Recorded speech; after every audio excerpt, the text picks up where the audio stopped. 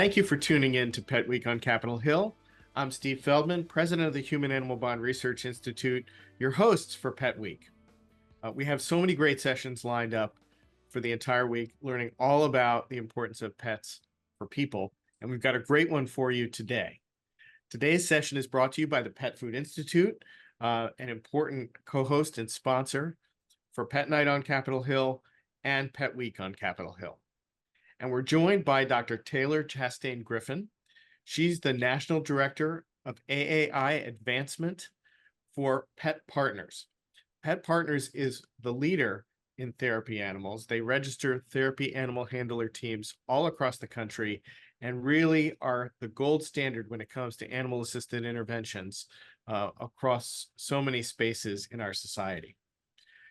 Dr. Chastain Griffin is also the Executive Director of the Association for Animal-Assisted Intervention Professionals, AAIP, which really helps professionals, psychologists and school counselors and therapists really incorporate animals into their professional practice. And then we're going to ask her about that as well.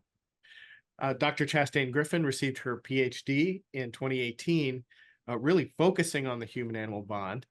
And she's a published author, a respected speaker, and we're so excited to have her with us. Welcome, Dr. Taylor Chastain Griffin. Thank you. Thank you so much for having me. Well, let's dive right in. People are probably not as familiar with Pet Partners as I am.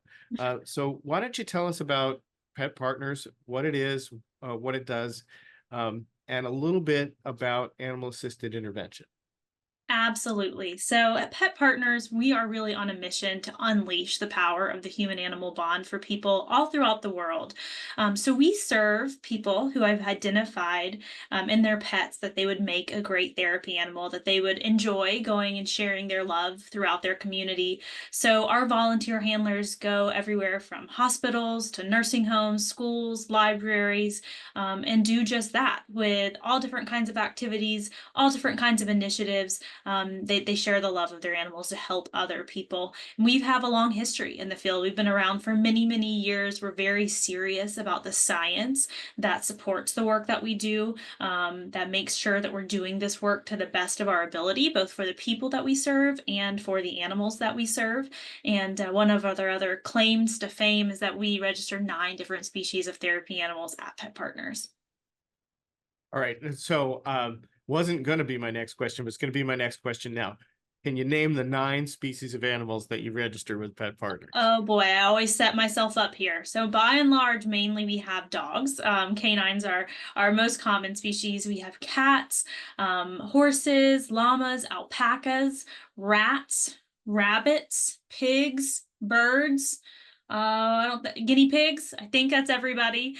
We select our species based on our understanding of their animal behavior so that we can advocate for their welfare. And then the other big piece there is based on zoonosis and infection prevention protocols. So animals that we understand enough about to safely say we can bring them in to interact with various populations.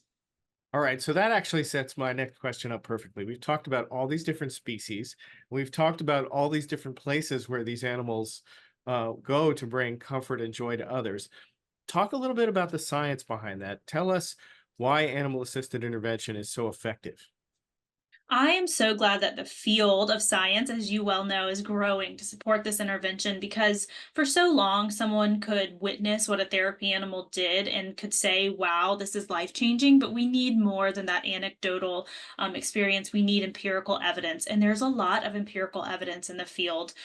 We have support for everything from working with very young populations to very old populations, people who are sick. There's been some great research, talking about ambulation or walking post-surgery, perception of pain, sense of hope, even in contexts such as chemotherapy. So really big variables that impact wellness when someone is sick have been supported when we look at the implications of therapy animals. We know therapy animals can affect mental health in a positive way for people who are severely, dealing with a severe diagnosis or people who are worried well. We have corporate events events where we go. We have college visits where we go and just help kind of bolster a sense of wellness and social connection.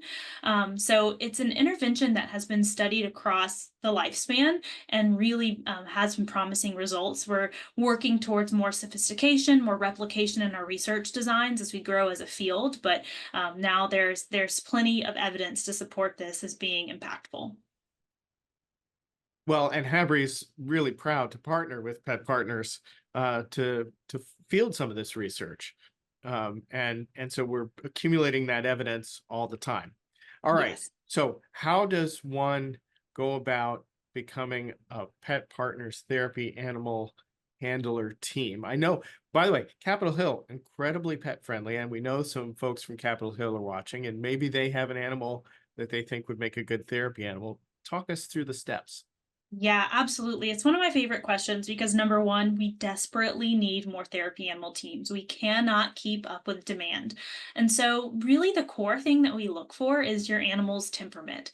Are they affiliative, meaning do they like to meet new people outside of the family? And are they resilient? So, of course, we do everything we can to protect our therapy animals from any stress, but they go out into a human world. They might hear new things, have some overwhelming experiences. They need to be able to recover quickly with their handler's support. So that's really so important. I tend to see misunderstanding here, especially in the dog training world. People think that these animals have to be robots or perfectly obedient. My own therapy animals are actually my least obedient. They're just kind of got a mind of their own. They're very friendly. And so they're the ones that I have to work with to make sure we can sit, stay down. All of those cues are important. So, first, you want to make sure you have an animal that's a good candidate. From there, we have an online course that you can take that walks you through everything you'll need to know as the handler. You'll schedule an evaluation, which is an in person, it's like a mock visit where we make sure your animal is a good fit. We're not looking for a standard of perfection. We're looking that they're showing aptitude and that you're showing your relationship with your animal, which is so important. And then from there, you register with us. We cover you with liability insurance and empower you to go out wherever in your community you feel called to share your pet. Well, you mentioned the making sure that we look out for their welfare. I think that's so important. And also, right, good veterinary care and vaccines and all the things that they need to make sure that everybody's safe. Absolutely. We do have a vet screening form that's filled out, and Pet Partners is known for having very rigorous standards when it comes to both animal welfare and infection prevention. But we know that that protects everyone involved in animal assisted interventions. That's really fantastic. Well, at this point, I can see that some of our audience um, wants to know the difference between a therapy animal, a service animal, an emotional support animal. I know I get this question a lot. Do you think you could walk us through those differences? Absolutely. It's a very common question. It's an understandable question. There's confusion in the field. My dog's vest even have a therapy animal, please pet me disclaimer line because people often stop and pause thinking, is that a service animal? My dogs would make horrible service animals because when we're out, they're far more interested in meeting new people than they are interacting with me. And that's really how I describe the relationship. Unlike emotional support animals or service animals, therapy animals have a one to many relationship. Their primary role is not to serve the person holding the leash, they're serving everyone else who they interact with. Whereas service animals are serving their handler for a disability of some sort, they're performing a task related to that disability. And emotional support animals really intended to help people get pets into places of where they live that might have no pet policies. We realize the extreme mental health benefits of having pets, and so want to make that as accessible to as many people. But emotional support animals really shouldn't be out in public the way service and facility animals are. That's a great explanation. And you know what? We'll put some more resources on this topic on the petnight.com website for anybody who wants to follow up and learn more.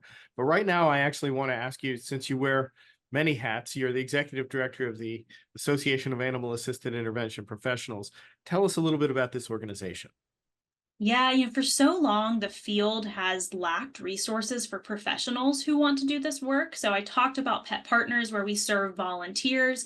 I have a background as a mental health counselor, and I remember being baffled that there was no real path for me to follow to verify that I knew what I was doing as a mental health professional, bringing a live animal to interact with my clients. We often borrowed from best practices in the volunteer space. So realizing that gap, we launched AAAIP just about 2.5 years ago. We provide standards, we provide competencies, coursework. We have the field's first true certification so that a professional can say, look, I know what I need to be able to do this safely.